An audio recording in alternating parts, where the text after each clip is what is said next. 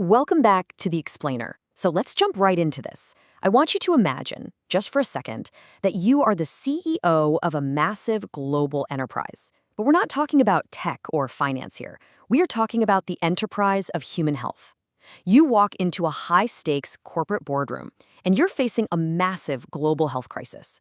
But instead of bringing in your usual traditional consultants to fix it, you do something totally different. You bring in an artificial intelligence. You feed it the data, you let your old school board members attack its logic, and you sit back to see if this AI can actually piece together a viable, unified health strategy where decades of human policy have completely failed.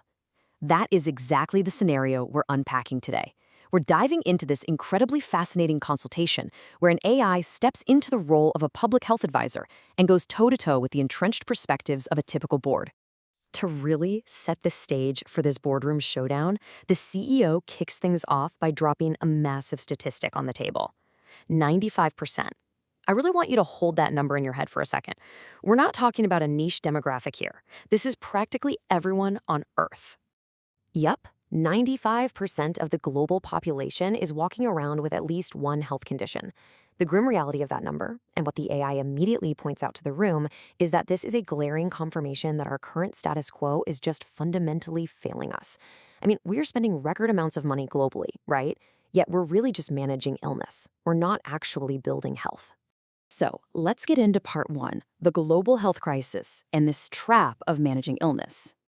We really have to frame this problem exactly how the CEO presented it to the board. Recognizing the sheer scale of the crisis, the CEO brings this data in to spark a massive paradigm shift. The AI is positioned here as the master strategist. Its goal isn't to just, suggest a new drug or pitch a new tax. It's there to completely dismantle the outdated paradigms of how we view global health.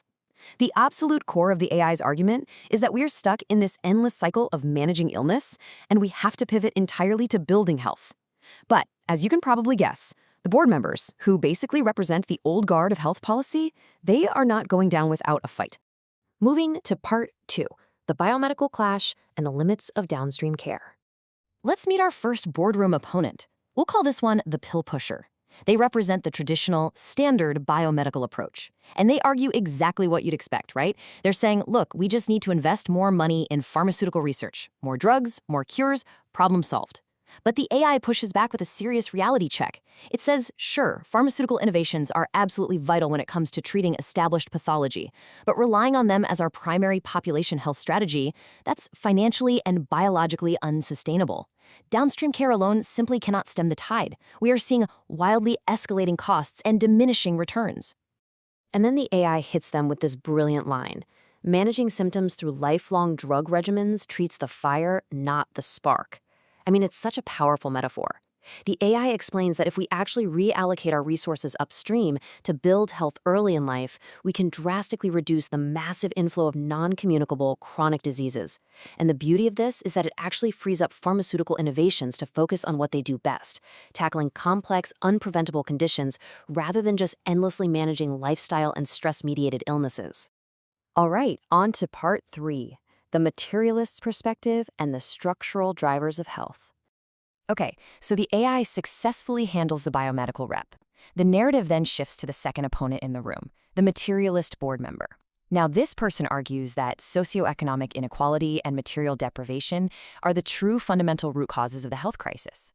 And interestingly enough, the AI totally agrees. It absolutely acknowledges that material deprivation is an undeniable structural driver of health disparities. But here's the AI's reality check. Waiting for macroeconomic conditions to change and solving global inequality, that takes decades. We need a way to operationalize that truth today, like right now. So the AI proposes building what it calls an operational bridge. The idea is that while we are waiting for those big macroeconomic shifts to happen, we can use scalable, school-based, and community-level interventions as an immediate physical buffer against material deprivation. Basically, by actively building physical, mental, and social assets in vulnerable populations, we take these lofty structural equity goals and convert them into actionable, measurable health assets today. We're not just diagnosing the inequality anymore. We are literally building a biological shield against it. Which brings us to part four, the behaviorist skepticism meaning biological reality. Now we meet our next opponent, and this is probably the most cynical voice in the entire room. The behaviorist board member outright dismisses the AI's whole prevention proposal. They call it a vague hallucination because they think it just comes down to forcing individual behavior change.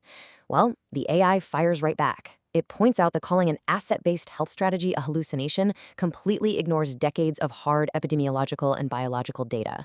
The AI brings the receipts, proving that things like positive emotional states, social cohesion, and supportive environments, they aren't just passive, feel-good concepts. They exert direct, measurable biological effects that mitigate stress and actually buffer disease progression in the body. And the AI takes a moment here to clarify a massive misconception. True prevention is not about preaching at people about their lifestyle choices or coercing behavior. It's just not. It is about restructuring our physical and social environments entirely. We're talking about completely redesigning urban spaces, our schools, and our workplaces, so that making healthy choices becomes the absolute default, natural, and accessible pathway for every single person. You don't force the behavior, you build the environment that naturally produces the behavior. Make sense? Finally, part 5. The health capital solution and how this all unifies into one framework. So the AI has systematically dismantled and addressed every single board member's critique. Now it pulls all of these threads together into a single unified executive synthesis, the health capital solution. Let's clearly define this core concept because it's absolutely crucial. Health capital is the building of physical, mental, and social assets early in life to act as an immediate cumulative buffer against disease. The AI frames this not just as a neat alternative to the board's ideas, but as the ultimate unifying framework.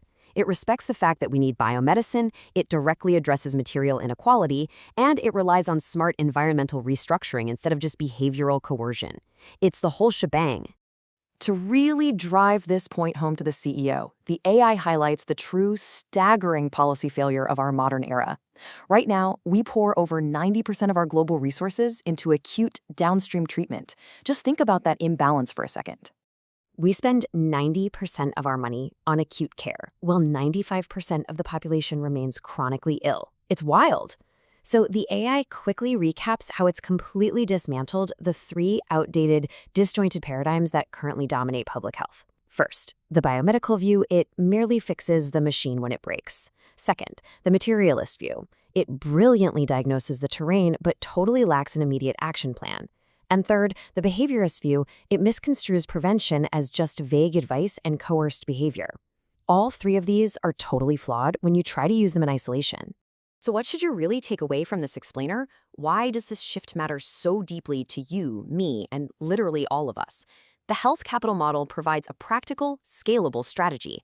It actually moves us away from a system that is just designed to help us barely survive our illnesses and moves us toward a system designed to help us thrive. It's all about building human resilience long before the breakdown ever occurs. And that leaves us with a really powerful question to chew on.